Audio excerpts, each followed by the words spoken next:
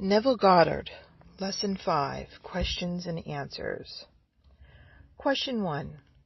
What is the meaning of the insignia on your book covers? Answer. It is an eye imposed upon a heart, which in turn is imposed upon a tree laden with fruit, meaning that what you are conscious of and accept as true, you are going to realize. As a man thinketh in his heart, so he is. Question 2. I would like to be married, but have not found the right man. How do I imagine a husband? Answer. Forever in love with ideals, it is the ideal state that captures the mind. Do not confine the state of marriage to a certain man, but a full, rich, and overflowing life. You desire to experience the joy of marriage. Do not modify your dream, but enhance it by making it lovelier. Then condense your desire into a single sensation or act, which implies its fulfillment. In this Western world, a woman wears a wedding ring on the third finger of her left hand. Motherhood need not imply marriage. Intimacy need not imply marriage, but a wedding ring does. Relax in a comfortable armchair or lie flat on your back and induce a state akin to sleep. Then assume the feeling of being married. Imagine a wedding band on your finger. Touch it. Turn it around the finger. Pull it off over the knuckle. Keep the action going until the ring has the distinctness and feeling of reality. Becoming so lost in feeling the ring on your finger that when you open your eyes, you will be surprised that it is not there. If you are a man who does not wear a ring, you could assume greater responsibility. How would you feel if you had a wife to care for? Assume the feeling of being a happily married man right now. Question 3. What must I do to inspire creative thoughts such as those needed for writing? Answer. What must you do? Assume the story has already been written and accepted by a great publishing house. Reduce the idea of being a writer to the sensation of satisfaction. Repeat the phrase, "Isn't it wonderful?" or "Thank you, thank you, thank you," over and over again until you feel successful. Or imagine a friend congratulating you. There are unnumbered ways of implying success, but always go to the end. Your acceptance of the end wills its fulfillment. Do not think about getting in the mood to write, but live and act as though you are now the author you desire to be. Assume you have the talent for writing. Think of the pattern you want displayed on the outside. If you write a book and no one is willing to buy it, there's no satisfaction. Act as though people are hungry for your work.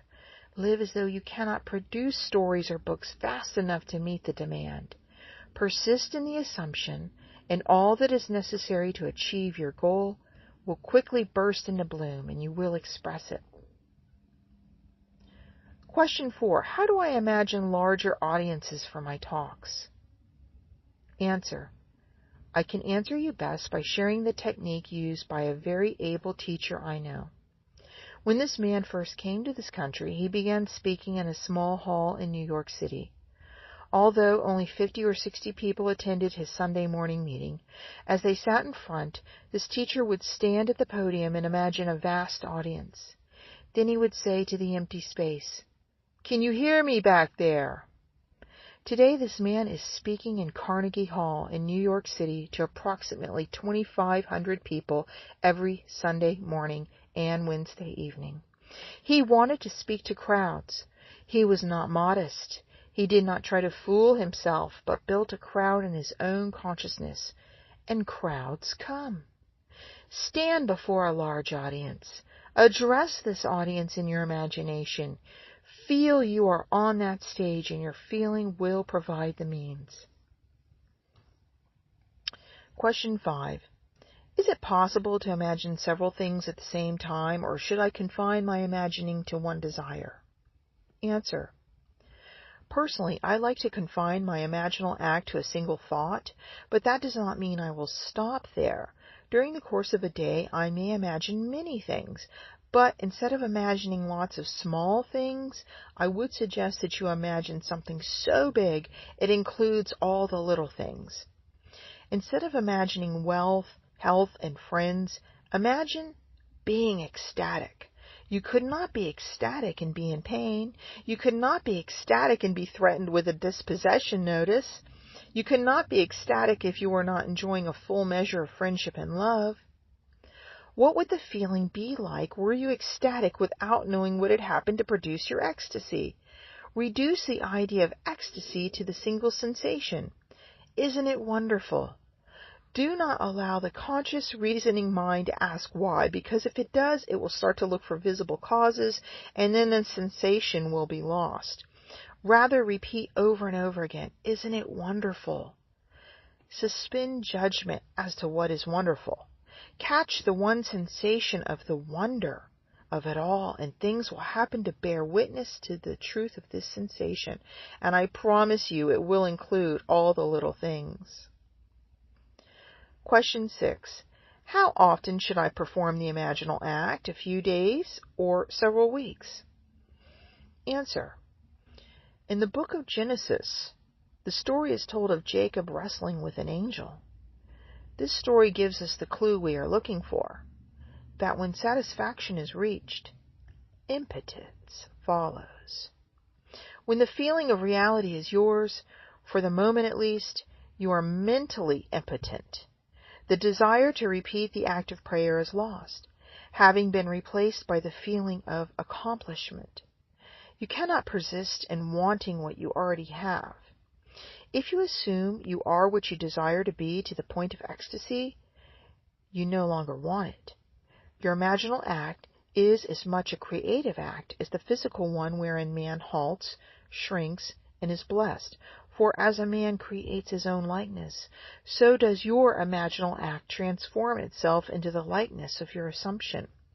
If, however, you do not reach the point of satisfaction, repeat the action over and over again until you feel as though you touched it and virtue went out of you. Question 7. I have been taught not to ask for earthly things, only for spiritual growth. Yet money and things are what I need. Answer. You must be honest with yourself. All through Scripture, the question is asked, what do you want of me? Some wanted to see, others to eat, and still others wanted to be made straight, or that my child live. Your dimensionally larger self speaks to you through the language of desire. Do not deceive yourself. Knowing what you want, claim you already have it, for it is your Father's good pleasure to give it to you, and remember, what you desire, that you have. Question 8. When you have as assumed your desire, do you keep in mind the ever-presence of this greater one protecting and giving you your assumption? Answer. The acceptance of the end wills the means. Assume the feeling of your wish fulfilled, and your dimensionally greater self will determine the means. When you appropriate a state as though you had it, the activity of the day will divert your mind from all anxious thoughts so that you do not look for signs. You do not have to carry the feeling that some presence is going to do it for you. Rather, you know it is already done. Knowing it is already a fact, walk as though it were, and things will happen to make it so. You do not have to be concerned about some presence doing anything for you. The deeper, dimensionally greater you has already done it. All you do is move to the place where you encounter it. Remember the story of the man who left the master and was on his way home when he met his servant, who said, "Your son lives." And when he asked at what hour it was done, the servant replied, "The 7th hour." The self-same hour that he assumed his desire, it was done for him. For it was at the 7th hour that the master said, "Your son lives." Your desire is already granted. Walk as though it were, and although time beats slowly in this dimension of your being, It will nevertheless bring you confirmation of your assumption. I ask you not to be impatient, though. If there is one thing you really have need of, it is patience. Question 9. Isn't there a law that says you cannot get something for nothing? Must we not earn what we desire? Answer. Creation is finished. It is your Father's good pleasure to give you the kingdom. The parable of the prodigal son is your answer. In spite of man's waste, when he comes to his senses and remembers who he is, he feeds on the fatted calf of abundance and wears the robe and ring of authority. There is nothing to earn.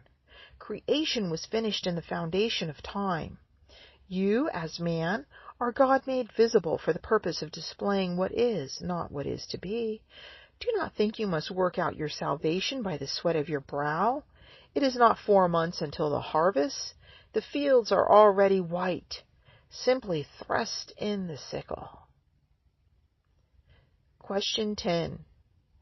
Does not the thought that creation is finished rob one of his initiative? Answer. If you observe an event before it occurs, then the occurring event must be predetermined from the point of view of being awake in this three-dimensional world. Yet, you do not have to encounter what you observe. You can, by changing your concept of self, interfere with your future and mold it in harmony with your changed concept of self. Question 11. Does not this ability to change the future deny that creation is finished? Answer. No. You, by changing your concept of self, change your relationship to things. If you rearrange the words of a play to write a different one, you have not created new words, but simply had the joy of rearranging them. Your concept of self determines the order of events you encounter. They are in the foundation of the world, but not their order of arrangement. Question 12. Why should one who works hard in metaphysics always seem to lack? Answer. Because he has not really applied metaphysics. I am not speaking of a mamby-pamby approach to life, but a daily application of the law of consciousness. When you appropriate your good, there is no need for a man or state to act as a medium through which your good will come. Living in a world of men, money is needed in my everyday life. If I invite you to lunch tomorrow, I must pick up the check. When I leave the hotel, I must pay the bill. In order to take the train back to New York, my railway fare must be paid. I need money, and it has to be there. I am not going to say, God knows best, and He knows I need money. Rather, I will appropriate the money as though it were. We must live boldly. We must go through life as though we possessed what we want to possess. Do not think that because you helped another, someone outside of you saw your good works and will give you something to ease your burden. There is no one to do it for you. You yourself must go boldly on appropriating what your Father has already given you. Question 13. Can an uneducated person educate himself by assuming the feeling of being educated? Answer. Yes. An aroused interest is awarded information from every side. You must sincerely desire to be well schooled. The desire to be well read, followed by the assumption that you are, makes you selective in your reading. As you progress in your education, you automatically become more selective, more discriminating in all that you do. Question 14. My husband and I are taking the class together. Should we discuss our desires with each other? Answer. There are 2 spiritual sayings which permeate the Bible. One is, Go, tell no man. And the other is, I have told you before it comes to pass, that when it does come to pass, you may believe. It takes spiritual boldness to tell another that your desire is fulfilled before it is seen on the outside. If you do not have that kind of boldness, then you had better keep quiet. I personally enjoy telling my plans to my wife because we both get such a thrill when they come into being. The first person a man wants to prove this law to is his wife. It is said that Muhammad is everlastingly great because his first disciple was his wife. Question 15.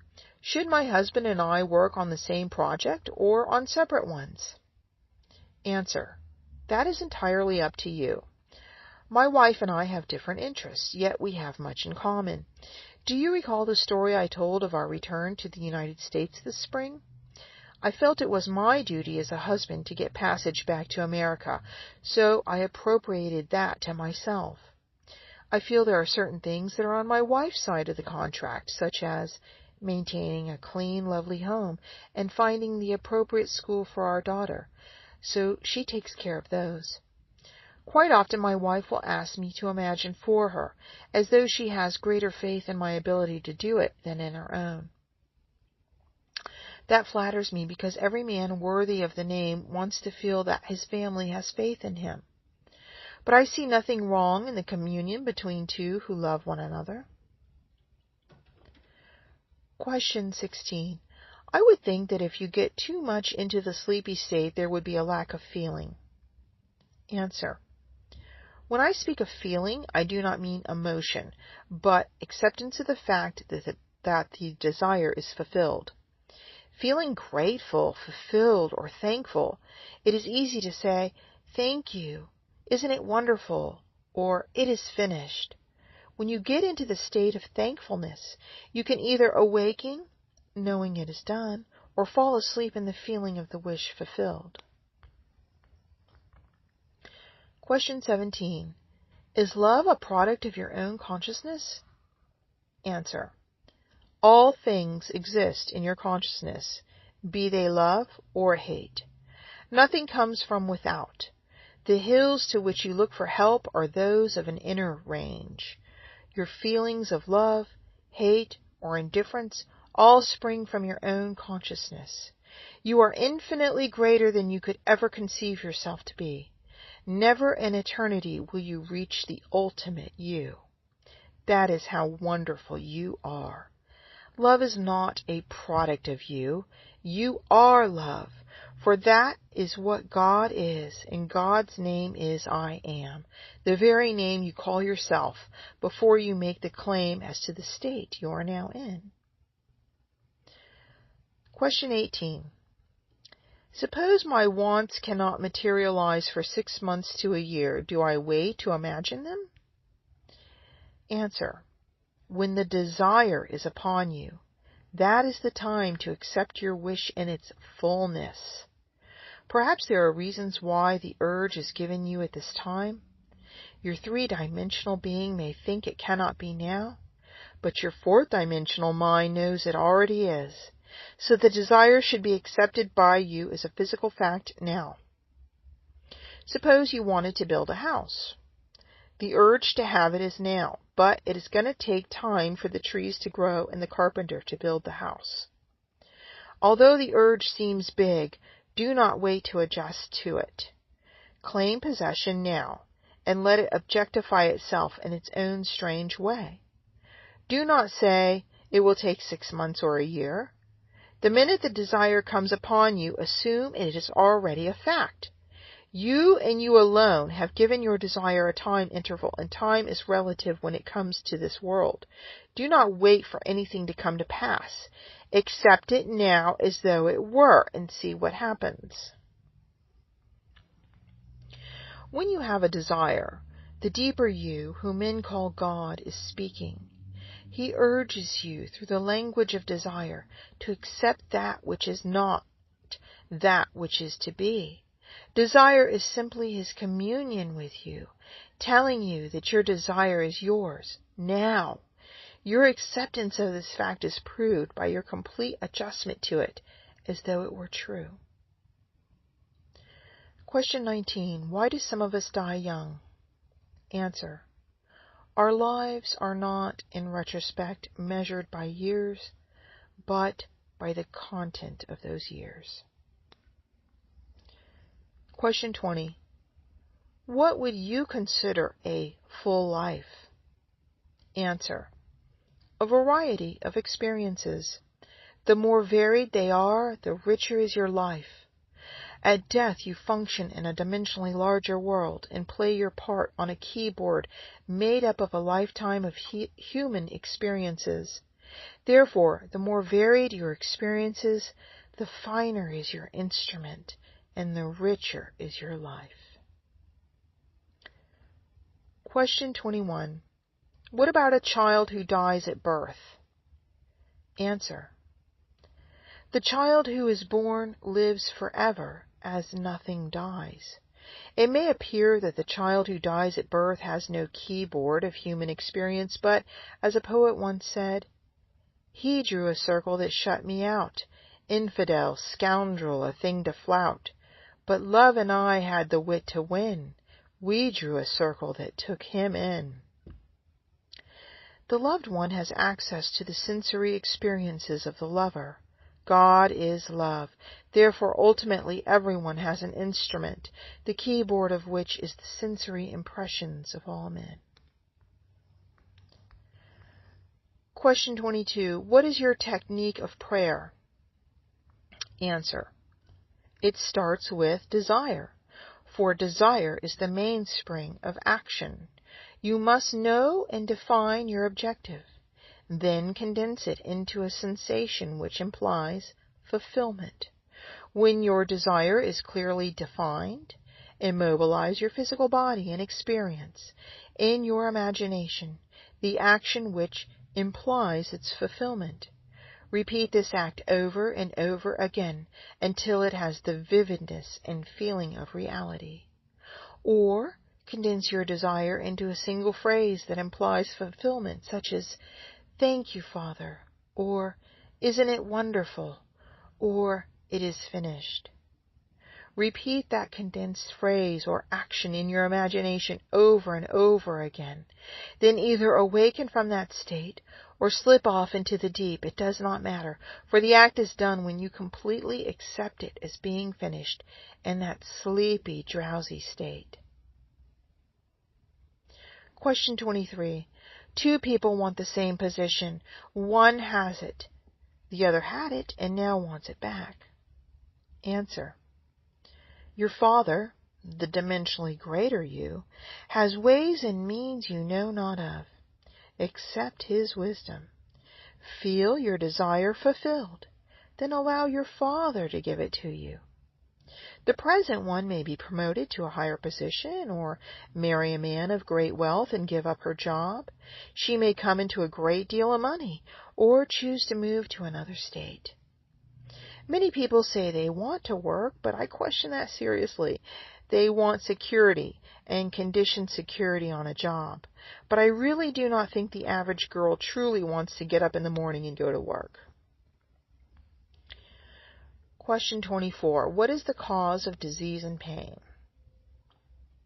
Answer: the physical body is an emotional filter. Many human ailments, hitherto considered purely physical, are now recognized as rooted in emotional disturbances. Pain comes from lack of relaxation.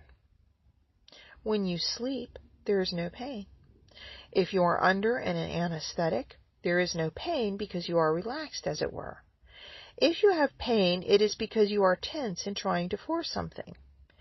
You cannot force an idea into embodiment. You simply appropriate it. It is attention minus effort. Only practice will bring you to that point where you can be attentive and still be relaxed. Attention is tension toward an end, and relaxation is just the opposite. Here are two completely opposite ideas that you must blend until you learn through practice how to be attentive but not tense. The word contention means attention minus effort. In the state of contention, you are held by the idea without tension. Question 25. No matter how much I try to be happy, underneath I have a melancholy feeling of being left out. Why? Answer: because you feel you are not wanted. Were I you, I would assume I am wanted. You know the technique. The assumption that you are wanted may seem false when you first assumed, but if you will feel wanted and respected and persist in that assumption, you will be amazed how others will seek you out. They will begin to see qualities in you they had never seen before. I promise you, if you will but assume you are wanted, you will be. Question 26. If security came to me through the death of a loved one, did I bring about that death? Answer. Do not think for 1 second that you brought about a death by assuming security. The greater you is not going to injure anyone. It sees all, and knowing the length of life of all, it can inspire the other to give you that which can fulfill your assumption. You did not kill the person who named you in his will. If, a few days after your complete acceptance of the idea of security, Uncle John made his exit from this three-dimensional plane and left you his estate, it is only because it was time for Uncle John to go. He did not die 1 second before his time, however. The greater you saw the lifespan of John and used him as the way to bring about the fulfillment of your feeling of security. The acceptance of the end wills the means toward the fulfillment of that end. Do not be concerned with anything save the end. Always bear in mind that the responsibility to make it so is completely removed from your shoulders. It is yours because you accept it as so. Question 27. I have more than one objective. Would it be ineffective to concentrate on different objectives at different periods of concentration? Answer. I like to take one consuming ambition, restrict it to a single short phrase, or act that implies fulfillment, but I do not limit my ambition. I only know that my real objective will include all the little ones. Question 28. I find it difficult to change my concept of self. Why? Answer. Because your desire to change has not been aroused. If you would fall in love with what you really want to be, you would become it. It takes an intense hunger to bring about a transformation of self. As the hart panteth after the water brooks, so panteth my soul after thee, O Lord. If you would become as thirsty for perfection as the little hart is for water, that it braves the anger of the tiger in the forest, you would become perfect. Question 29. I am contemplating a business venture. It means a great deal to me, but I cannot imagine how it can come into being. Answer. You are relieved of that responsibility. You do not have to make it a reality. It already is.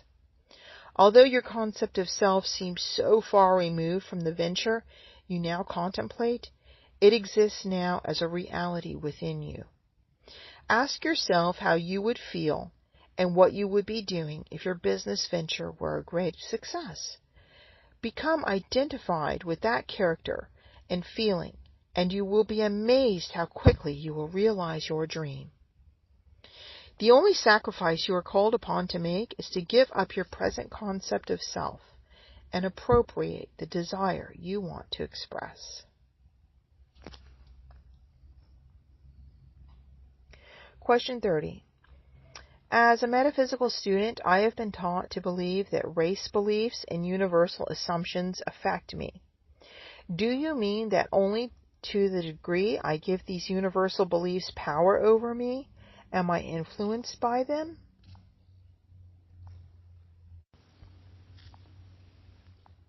Answer. Yes. It is only your individual viewpoint, as your world is forever bearing witness to your present concept of self. If someone offends you, change your concept of self. That is the only way others change. Tonight's paper may be read by any 6 people in this room, and no 2 will interpret the same story in the same way. One will be elated, the other depressed, another indifferent, and so on. Yet it is the same story. Universal assumptions, race beliefs, call them what you will, they are not important to you. What is important is your concept, not of another, but of yourself. For the concept you hold of yourself determines the concept you hold of others. Leave others alone. What are they to you? Follow your own desires. The law is always in operation, always absolute. Your consciousness is the rock upon which all structures rest. Watch what you are aware of. You need not concern yourself with others because you are sustained by the absoluteness of this law.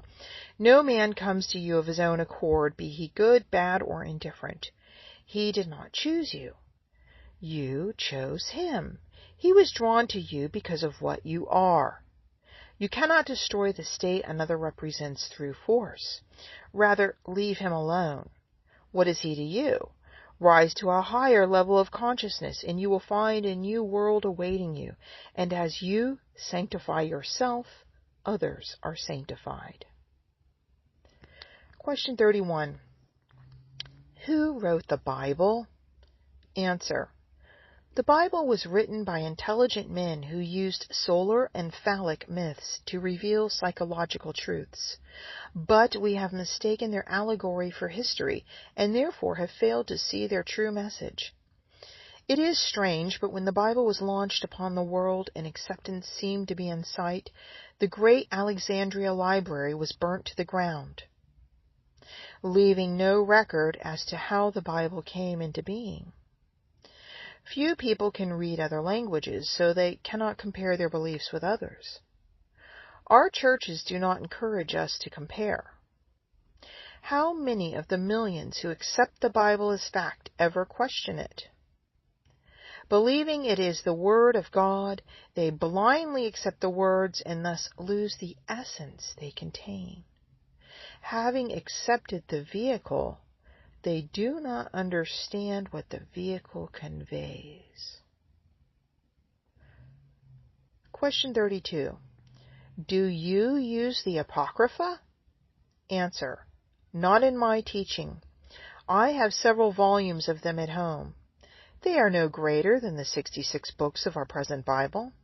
They are simply telling the same truth in a different way.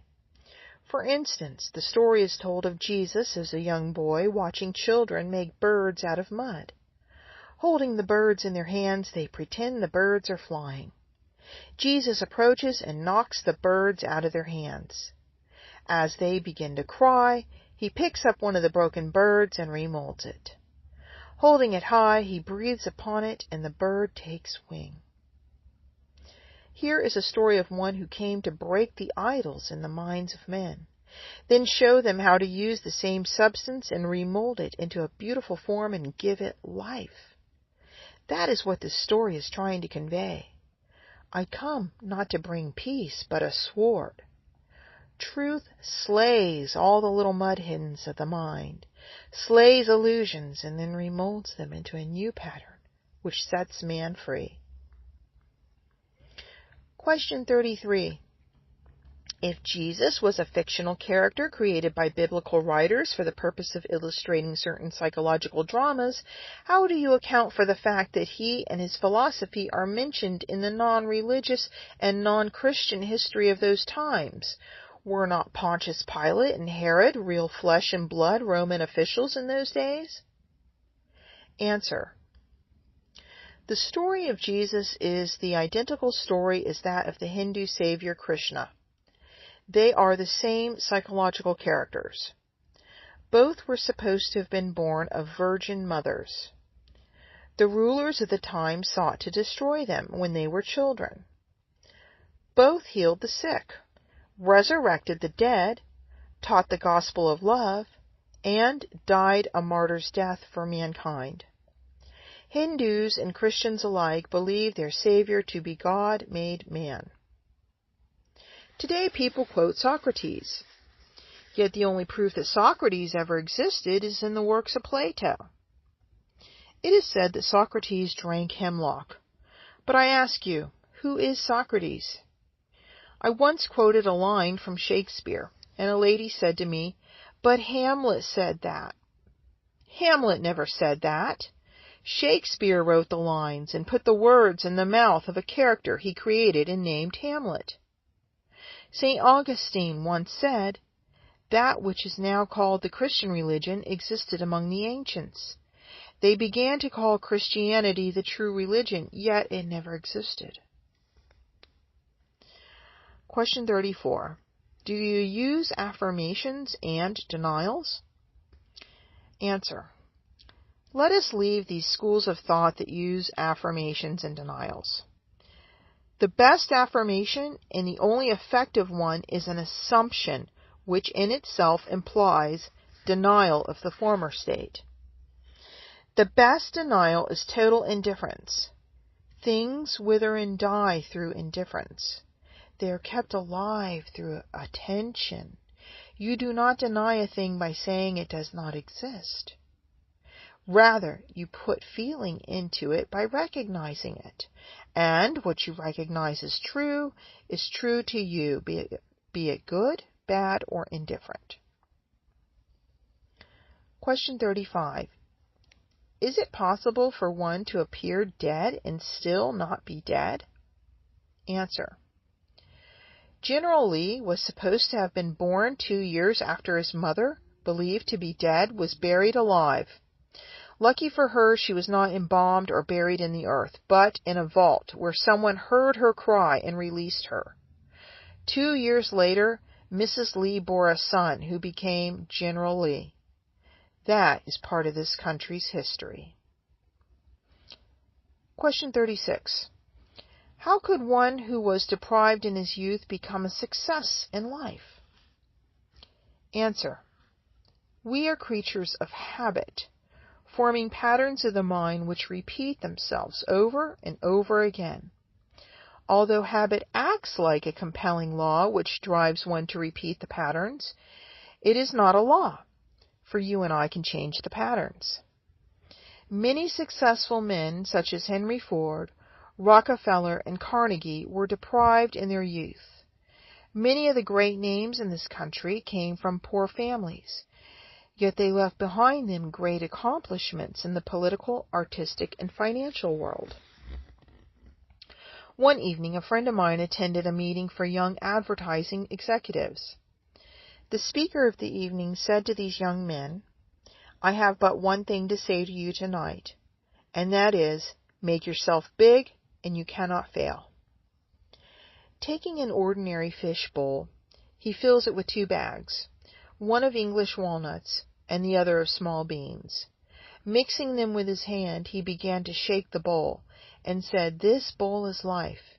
You cannot stop it shaking, as life is a constant pulsing, living rhythm, but watch. And as they watched, the big walnuts came to the top of the bowl, as the little beans fell to the bottom.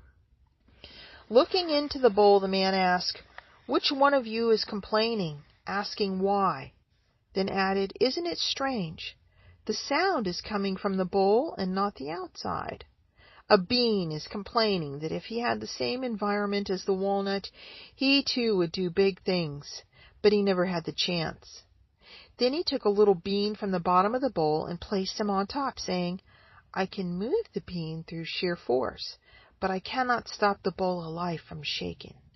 And as he shook the bowl, the little bean once again slid to the bottom. Hearing another voice of complaint, he asked, What's that I hear? You are saying that I should take one of those big fellows who thinks he is so big and put him on the bottom and see what happens to him? You believe he will be just as limited as you because he will be robbed of the opportunity of big things just as you are? Let's see. Then the speaker took one of the big walnuts and pushed him right down to the bottom of the bowl, saying, I still can't stop the bowl from shaking.